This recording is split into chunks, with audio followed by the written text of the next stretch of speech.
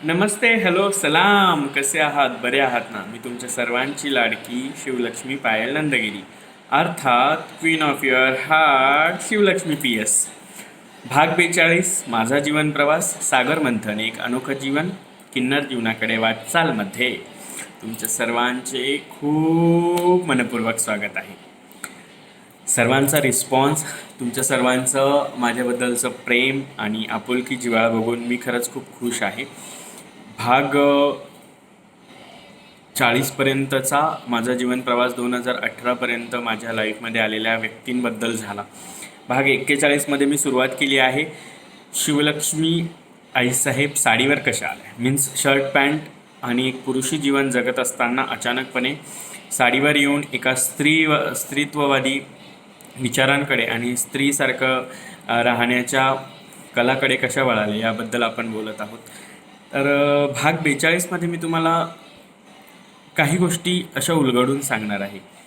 मुळात काय झालं, 2018मध्ये जेव्हा मी इथे आले, घरामधल्या सगळ्या वातावरणात व्यक्ती वगैरे सगळ्या आहेत, त्या सगळ्या गोष्टींचा मी आढावा घेतला. माझं एक वेगळं वागणं, वेगळं जे होतं ते सगळं समाज वेगळ्या दृष्टीने पाहत गेला. पण त्याच सगळ्या घडणाऱ्या घटनांच्या पलीकडे जाऊन मला माझा भाऊ आणि वहिनी यांच्या दोघांचा जो सपोर्ट मिळत गेला, त्या सपोर्टमुळे कदाचित मी काहीतरी वेगळं करण्याचा विचार केला होता. आणि त्यामुळेच मी कदाचित स्वतःचं अस्तित्व टिकटॉकवर लोकांना सांगायला सुरुवात केली होती. आणि त्याच टिकटॉकवर मला अनेक जवळची जिव्हाळ्याची माणसं मिळाली. त्यातल्या टिकटॉकच्या याच्यामध्ये मला बहीण मिळाली, म्हणजे एक नाही, 4 बहिणी मिळाल्या. अनुषा शेट्टी, वनिता शिंदे, त्याच्यानंतर मायाताई आणि त्याच्यानंतर गणू दिदी, आणि अशा 4 बहिणी मिळाल्या. आणि भाऊ लोक खूप मिळाले मला. त्याच्यानंतर मी एक वेगळं आयुष्य जगते आहे, तर मला स्त्री म्हणून स्वीकारणारी अनेक माणसं मिळाली, पुरुष म्हणून स्वीकारणारे अनेक लोक मिळाली, की ज्याच्यामुळे माझ्या दुहेरी जीवनाला एक शेवटचा अंश लागला. आणि मी ठरवलं की आता माझ्या आयुष्यामध्ये जे काही होत आहे ते माझ्या फॅमिलीच्या आणि समाजाच्या सपोर्टने मी करत राहणार आहे. आणि जेव्हा जेव्हा कुठे समाजाचा सपोर्ट मिळत नाही असं वाटेल, त्यावेळेस एकदाच फक्त समाजाकडे तोंड करून उभं राहायचं आणि बघायचं की मी एकटीच उभी आहे आणि हे सर्व माझ्यासाठी थांबलेत. आणि मी तोच विचार केला आणि त्याच विचाराने मी पुढे पुढे जात राहिली आहे. अचानकपणे मी एकच माझा कान टोचलेला होता. मी अर्धनारी नटेश्वराचं स्वरूप म्हणून सगळ्यांना सांगायचे आणि एकच कान टोचलेला होता. मी ठरवलं की आता मी दुसरा पण कान टोचायला पाहिजे. त्याच आनंदी पिरियडमध्ये माझ्या लाईफमध्ये खूप सारी लोकं आली. मी त्या लोकांबद्दल तुम्हाला सर्वांना सांगितलेलं आहे की मी नवले चहावाल्याच्या इथे बसलेली असायची आणि नवले चहावाल्याच्या इथे बसून अनेक लोकांची ओळख होत गेली. माझ्या किन्नर कम्युनिटीच्या लोकांची ओळख होत गेली. त्यानंतर त्या सगळ्या घटना घडत असताना, त्या सगळ्या लोकांशी बोलत असताना मला आजूबाजूच्या समाजातल्या लोकांनी एक वेगळा दर्जा द्यायला सुरुवात केली. वेगवेगळ्या कार्यक्रमांमधून, वेगवेगळ्या समारंभामधून आणि गणपती, नवरात्र उत्सवाच्या सगळ्या प्रोग्राम्समधून पावती, आरतीला जाणे, महाआरती होणे, या सगळ्या गोष्टींमुळे मी परिचित होत चालली होती. आणि त्याच पिरियडमध्ये मी आईसाहेब चॅरिटेबल ट्रस्टची स्थापना केलेली होती. आईसाहेब चॅरिटेबल ट्रस्टकडून मी पहिल्यांदा 2019मध्ये नवरात्र उत्सव करण्याचं ठरवलं. आणि नवरात्र उत्सवाच्या प्रत्येक दिवशी मनमाड आणि मनमाडच्या आजूबाजूच्या परिसरातील मी एक यशस्वी आणि आपल्या पायावर उभं राहिलेल्या आणि अस्तित्व सिद्ध केलेल्या महिलांना नवदुर्गा स्वरूप म्हणून आरतीला बोलवण्याचं ठरवलं. आणि रोज एक वेगवेगळ्या क्षेत्रातली महिला येऊन आरती करत होती. रोज पेपरला त्याबद्दल बातम्या येत होत्या आणि मी एक वेगळ्या सामाजिक कार्याकडे घुसायला लागली होती. त्यावेळी माझं किन्नर आखाड्याची व्यक्ती म्हणून वेगळं अस्तित्व तयार होण्याच्या अगोदर, किंवा मी किन्नर आहे म्हणून एक वेगळी ओळख होण्याच्या अगोदर, सागर शिंदे काहीतरी वेगळं झालं आहे आणि त्याचं नाव आता शिवलक्ष्मी आहे आणि त्याला सगळे शिवलक्ष्मी आईसाहेब म्हणतात. म्हणून येणाऱ्या जाणाऱ्या लोकांमध्ये आईसाहेब, जय माता दी, जय माता दी भाऊ, अशा सगळे घटना घडत गेल्या आणि मी ते सगळं बघत होते. त्या सगळ्या गोष्टींमुळे माझा भाऊ आणि बहिणींनी एक गोष्ट अशी बघितली की ज्या व्यक्तीला सागर शिंदे म्हणून आजपर्यंत जो सन्मान किंवा जो दर्जा मिळाला नाही, तो दर्जा शिवलक्ष्मी आईसाहेब म्हणून मिळतो आहे. त्यामुळे माझ्या भावाचं एक मत झालं की सागर शिंदे म्हणून तुला लोकांनी नाही स्वीकारलं, किंवा पोपट शिंदेंचा मुलगा म्हणून तुझा स्वभाव नाही आमच्या फॅमिलीच्या कॅटेगरीत बसत. सो तू जे क्षेत्र निवडलं आहे त्याच क्षेत्रामध्ये तू स्वतःला बेस्ट ठरव. आणि माझ्या भावाने सांगितलं की जेव्हा केव्हा आम्हाला असं वाटेल की तू चुकतो आहेस, तर त्यावेळी आम्ही तुला नक्कीच त्या बाबतीत बोलू. परंतु जोपर्यंत तू सत्याच्या आणि चांगल्या आणि योग्य सामाजिक कार्याच्या मार्गावर आहेस, तोपर्यंत आम्ही दोघं नवरा बायको सदैव तुझ्या पाठीशी उभं राहू. आणि हा एक असा भाग होता माझ्या आयुष्यातला की मी स्वतःला समाजातल्या माझ्यासारख्या लोकांसाठी वाहून घेण्याचं ठरवलं. आणि तेव्हापासून सुरुवात झाली माझ्याकडे वेगवेगळ्या माझ्या कॅटेगरीच्या लोकांचं येणं, माझ्याकडे राहणं, माझ्याकडे राहून आईसाहेबांना सामाजिक कार्य करत असताना एक वेगळं दर्जा मिळवून देण्याचं काम त्यांच्या हाताने व्हायला लागलं होतं. लेकरं येत होती, लेकरांना वेगवेगळ्या पद्धतीने सांभाळायचं आणि लेकरांच्या वेगवेगळ्या गरजा पूर्ण करून त्यांना त्यांच्या अस्तित्वाची लढाई लढण्यासाठी ठेवायचं असं ठरलं होतं. त्याच काळात माझ्या आयुष्यात एक व्यक्ती आली होती, माझं लेकरू भूषण अर्थात शुभम, तिचं नाव शुभलक्ष्मी होतं. ती खूप दिवस माझ्याकडे होती आणि ती कुठेतरी एक स्टेबल नव्हती तिच्या माइंडने. तिला घरामध्ये साडी किंवा इतर अशा गोष्टींपासून दूर ठेवलं जात होतं आणि ती व्यक्ती माझ्याकडे होती. खूप समजदार, माझ्या प्रत्येक गोष्टीची काळजी घेणारी व्यक्ती होती शुभम. आणि तो म्हणजे स्वतःला एक स्त्रीत्वाकडे किंवा किन्नर जीवनाकडे नेण्यासाठी वेगळीच लढाई लढत होता. आई, भाऊ आणि परिवार याच्या पलीकडे समाजातली लोक त्याला जे नावं ठेवणं, यामुळे तो थोडासा त्रासलेला होता. आणि तोच त्रास दूर करण्यासाठी तो माझ्याकडे होता. माझ्या प्रत्येक बारीक सारीक गोष्टींची काळजी घेत असताना त्याला सगळ्या प्रत्येक गोष्टींबद्दल ज्या शंका होत्या त्या शंका तो मला सांगत असायचा. आणि तो इथे राहून एक वेगळं अस्तित्व जगायला सुरुवात करायला लागला. आणि खरोखर आज तो माझ्यासारखा साडीवर आहे, परंतु त्याने साडीवर येऊन स्वतःच्या परिवाराचं आणि समाजातल्या लोकांचं मन जिंकलेलं आहे. आणि त्याने त्याच्या अस्तित्वाची लढायला सुरुवात केली होती आणि आता तो त्याचं अस्तित्व सिद्ध करत आहे. Means being he is in progress किंवा शी इज इन प्रोग्रेस. आणि त्यामुळे तो आता एक नवीन नाव लौकिक मिळवत आहे. अनेक जण ओळखतात. आणि आधी जेव्हा मला विचारलं जायचं तेव्हा म्हटलं जायचं की आईसाहेब शुभम तुमचा चेला आहे का, पण आज मला विचारलं जातं तुम्ही शुभमच्या गुरु आहात का.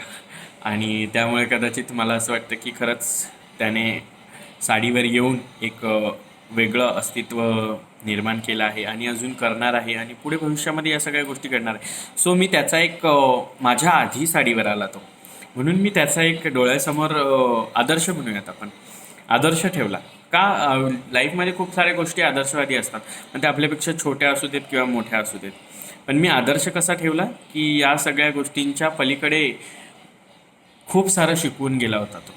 आणि त्याने मला लाईफमध्ये शुभलक्ष्मीने हे शिकवलं की समाज आणि परिवार जर साडीवर स्वीकारणार असेल तर ठीक, नाही तर सगळं सोडून मी वेगळं राहणार. आणि सेम कंडिशन इज दॅट मी तशाच पद्धतीने आयुष्य जगायला सुरुवात केली की मी या सगळ्या गोष्टींच्या पलीकडे एक वेगळं आयुष्य जगलं पाहिजे. आणि मी विचार करायला सुरुवात केली.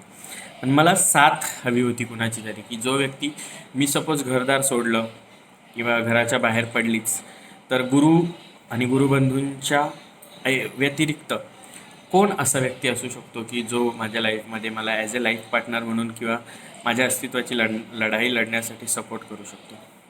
आणि हो, 2019मध्ये 11 ऑगस्ट माझ्या लाईफमध्ये समवन स्पेशल व्यक्ती आला आणि आज मी आहे त्यांची पत्नी. परंतु त्या व्यक्तीने मी खूप टेन्शनमध्ये असताना किंवा खूप त्रास सहन करत असताना या सगळ्या गोष्टी बाजूला ठेवून मला एक नवीन आयुष्य जगायला शिकवलं आहे.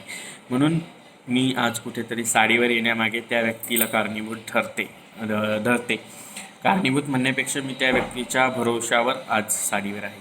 सो त्या व्यक्तीला मी विसरू शकत नाही आणि ती व्यक्ती आत्ता साथ देते आहे माझी आणि यापुढेही साथ देत राहील अशी तुमच्या सर्वांकडनं आशीर्वादाची अपेक्षा करते. आणि त्या व्यक्तीकडनंही मी आशीर्वादाची अपेक्षा करेल की त्याच्या जीवनातला जो प्रेमाचा आशीर्वाद माझ्यासोबत आहे तो कायमस्वरूपी राहायला पाहिजे. कारण काय होतं आहे माहिती आहे का, जग, समाज, दुनिया त्या व्यक्तीलाही त्रास देते आहे, मलाही त्रास देते आहे आणि ज्याने माझ्या आयुष्यातल्या खूप साऱ्या गोष्टी बदलायला लागल्या आहेत. आता एंट्री झाली आहे लाईफमध्ये. आता पुढे काय काय घडत आहेत ते मला बघत राहायचं आहे आणि मी प्रत्येक भागामध्ये तुम्हाला त्या सगळ्या गोष्टींबद्दल उलगडून सांगणार आहे. सो आता शिवलक्ष्मी साडीवर का आली, तर आत्ताशी शिवलक्ष्मी साडीवर येण्यामागे कारण असलेला एक व्यक्ती तिच्या लाईफमध्ये आलेला आहे आणि त्यानंतर मी एक मोठा निर्णय घेतला लाईफमध्ये. फेब्रुवारी महिन्याच्या शेवटला मी लाईफमधला एक मोठा निर्णय घेतला आणि 2020च्या तोपर्यंत तो कसा घेतला, का घेतला आणि या सगळ्या गोष्टी कशा घडल्या हे जाणून घेण्यासाठी भाग 43 बघायला विसरू नका. आता इंटरेस्टिंग पार्ट सुरू झालेले आहेत माझ्या लाईफमधले. कारण आता रडणं तर आहेच, त्रास तर आहेच, झुरणं तर आहेच, पण कुणाच्या तरी साथीने मी जीवन जगते आहे आणि कुणाच्या तरी भरोश्यावर जीवन जगते आहे. हे सगळ्यात मोठं आत्ताचं माझं वैशिष्ट्य मी माझ्या लाईफचं समजते की मी कुठेतरी एक वेगळ्या ट्रॅकवर जायला लागली आहे 2019च्या ऑगस्ट महिन्यापासून. तोपर्यंत एक अनस्टेबल माइंड, त्रास होणे, मी कुठेतरी अशी झुरल्यासारखी होते, त्रासदायक वातावरणात वाढत होते, आला दिवस गेला दिवस करत होते. परंतु असं म्हणतात ना, कुठेतरी मी नेहमी असं ऐकले की एका यशस्वी पुरुषाच्या मागे एक स्त्री असते. परंतु मी असं म्हणेल की एका यशस्वी स्त्रीच्या मागे, अर्ध स्त्रीच्या मागे किंवा एका यशस्वी किन्नराच्या मागे एका पुरुषाचा हात असतो. आणि माझ्याही यशामागे माझ्या भाऊ, वहिनी, गुरु आणि इतर लोकांसारखाच माझ्या साडीवर येण्यामागे आणि माझ्या साडीवरच्या आयुष्यात पदार्पण करण्याच्या यशामागे एका पुरुषाचा हात आहे. आणि लवकरच मी या सगळ्या गोष्टी हळूहळू तुमच्यासमोर उलगडत राहणार आहे. आता 2018पासूनचा माझ्या लाईफचा जो प्रवास आहे तो कुणाच्या तरी साथीने आणि भरवशावर चालू झाला होता. कारण एका किन्नराला स्वतःच्या अस्तित्वाची लढाई स्वतःच लढावी लागते. पण आजूबाजूची बोटं घालणारी जी लोकं असतात ना, त्या आजूबाजूच्या बोटं घालणाऱ्या लोकांना काही गोष्टी बघवत नाही. शेवटी काय होतं माहिती का, आपलं मन, आपलं प्रेम पवित्र जर असेल तर आपण जे ठरवतो ना तेच होतं. आणि मला माहिती आहे, मी आजपर्यंत जे ठरवलं ना मी तेच केलं. त्यामुळे मी करत राहणार. त्रास होईल, कष्ट घ्यावे लागतील, खूप वेगवेगळे मार्ग निवडावे लागतील, चांगल्या वाईट घटना घडत राहतील, चांगल्या वाईट मार्गातून मला जावं लागेल, पण मी यशाकडे जात राहणार. कारण अपयश ही यशाची पहिली पायरी असते आणि ते मी माइंडमध्ये शांतपणे फिट्ट करून घेतलेलं आहे. सो भाग 42पासून बघा माझ्या लाईफचा हा वेगळा ट्रॅजेडीचा भाग. आज भाग 42मध्ये तुम्हाला सुरुवात करून दिली आहे नवीन ट्रॅजेडीला. भाग 43पासून बघायला विसरू नका. माझा जीवनप्रवास सागर मंथन, एक अनोखं जीवन किन्नर जन्माकडे वाटचाल. तोपर्यंत काळजी घ्या स्वतःची. आणि हो, आईसाहेब परिवारामध्ये ज्यांना कोणाला ॲड व्हायचं आहे किंवा आईसाहेब परिवारामध्ये येण्यासाठी माझ्यासारखे कुणी असतील आणि त्यांना परिवारामध्ये खरोखर त्रास होत असेल तर त्या व्यक्तींनी आईसाहेब परिवारामध्ये येण्यासाठी मला संपर्क करायचा आहे. आजपासून रोज मी माझ्या व्हिडिओच्या खाली माझा नंबर देणार आहे. सो प्लीज मला कॉन्टॅक्ट करा आणि इथे येण्यासाठी, आईसाहेब परिवारासोबत जोडण्यासाठी मला संपर्क करा. न घाबरता मेसेज करा आणि तुमच्या समस्या काय असतील माझ्याशी एकदा शेअर करा. शेवटचा पर्याय म्हणून आईसाहेब परिवार आणि आईची माया बंगल्याला ट्राय करून बघा अशी मी प्रार्थना करेन. तोपर्यंत सर्वांनी काळजी घ्या स्वतःची. बाय.